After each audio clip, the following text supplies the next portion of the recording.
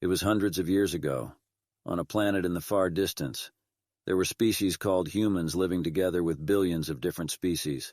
And they were just another species trying to survive on their mysterious planet, the planet Earth, the world.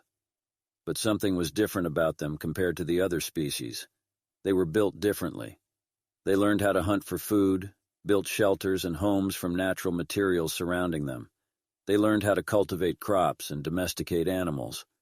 But over time, they became much stronger, learning how to manipulate the environment to suit their needs and profits. They developed tools and innovated technologies, from the wheel and printing press, steam engine, cars, skyscrapers, and spaceships, to artificial intelligence. Without any doubt, they were interesting creatures. Not all of them were the same, of course, but there were ones who could not help but think selfishly about almost everything. They were greedy, reckless, and materialistic. As human power increased with every century, so did their impact on the world. This is how the Anthropocene started, and it was the time when their impact on the world became so profound that it left an irreversible mark on the ecological record. The Anthropocene brought progress, innovation, and growth, but also destruction, loss, and regret. The planet Earth was changed forever. They explored and colonized every corner of their planet, and even the other planets to expand their reach and impact. They destroyed forests, dried wetlands, and dammed rivers. They mined minerals, dug up fossil fuels, and released carbon dioxide into the atmosphere. They polluted the air and water with chemicals and trash. Oceans acidified, coral reefs died, and marine populations collapsed. The air, water, and soil became so contaminated that countless species went extinct, and the earth became barren and lifeless. They started industries and factories to mass-produce goods. There were only two important things for them: efficiency and money. They did not think about their fellow men because they saw them as less human. They not only destroyed the ecologies and other species, but other humans. The inescapable consequence of their actions caught up with them. Yet even in the face of these challenges, there were those who refused to give up hope. "Okay, honey, it's late. You should sleep. You know the rules are the rules. It's time for you to sleep now. Good night, sweetheart." The ones who cared about the others came up with theories and ethical concerns. They called it post-human. They did not mean after humans, of course. They were the ones who questioned the privileged position of humans over everything.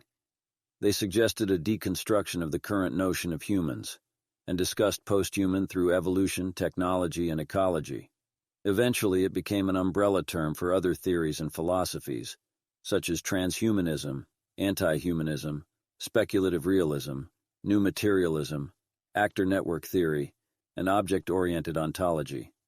They were all different ideas and perspectives, but agreed on a common ground. Humans should be decentralized from the focus of the discourse.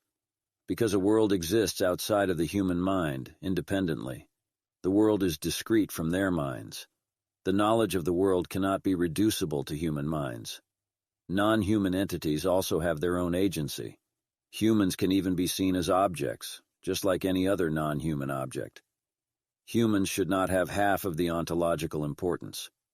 Philosophers, thinkers, architects, and other professions started to think about those newly emerged ideas and concepts. They started to question, they asked lots of what-ifs. Architects, on the other hand, were asking about how those concepts can engage with architecture. At first, they came up with the sustainability idea. They tried net zero.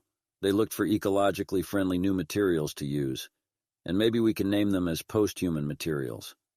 They tried to engage with post-human philosophy at its best, but it was challenging at some point because they were saying those philosophies cannot give a recipe for architecture.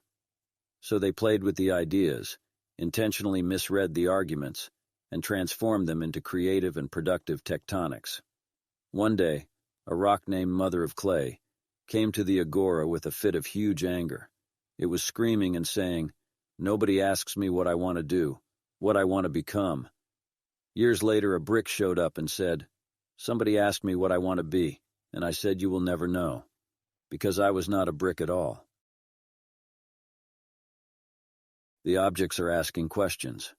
Maybe you'd do well to ask them some of your own. Either way, you may reach answers, or you may not care about the answers at all. Who am I? What am I? Where am I? What do I do? What do you see? How do you perceive me? What am I hiding? From whom am I hiding? Why do I hide? What is my secret? What am I holding? For whom do I hold? Am I telling you a story? What parts do I have? Do you want to list? Does it matter where I stand? My color is an object, my surface is an object, what I do is an object, and I am an object. But be careful. You don't want to undermine me, overmine me, or duomine me. I am more than you think of. You will never totally understand me. What I do is an object. Do I really need you? There is a discreteness between you and me, just as there is a discreteness inside of me. I'm not here for you, but I cannot say I am standing up for myself either. I don't want to carry a story. I don't want to have a narrative, polished, flowery sentences that describe me. Because if I say something, you understand something else. Think about a moment ago. What did I say? Do you think I am pretty, cute, silly, cheap, banal, ironic, or absurd? Nobody asks me, and even if they do, I won't answer.